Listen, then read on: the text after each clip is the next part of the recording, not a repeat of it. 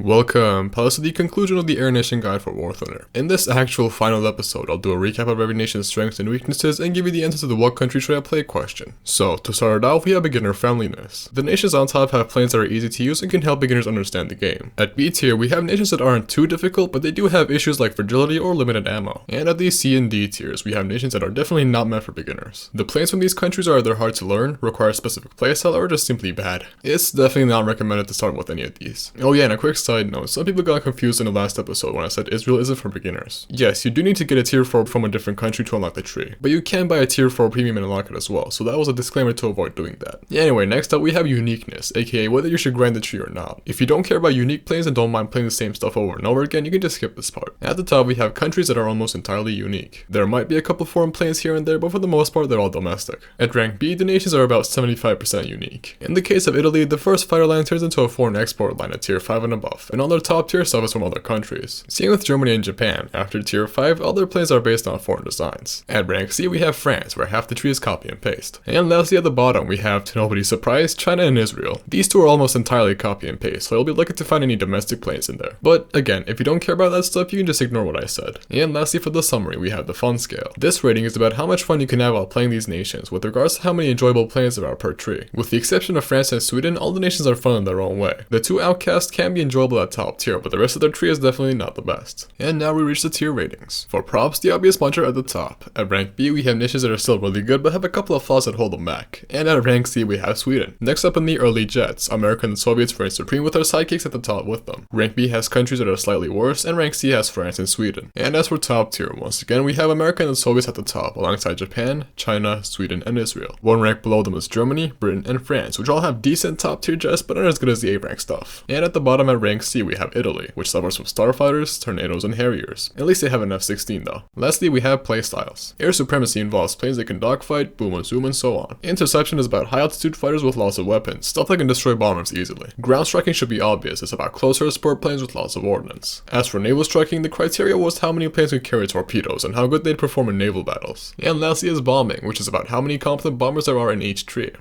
So that wraps up the conclusion. If you're still not sure what country to pick, think about what you're looking for. If you want some good props that can dogfight as well as some good top tier jets, go with, for example, Japan. Or if you're just interested in top tier jets but also want some good cats for your tank lineup, go with Israel. Mix and match a tier list and see which countries are available. And so, the Air Nation Guide series is finally over. After a whole year of filming, recording, editing, and so on, we reached the end. Thank you all for watching and stay tuned for a variety of other content to come in the near future.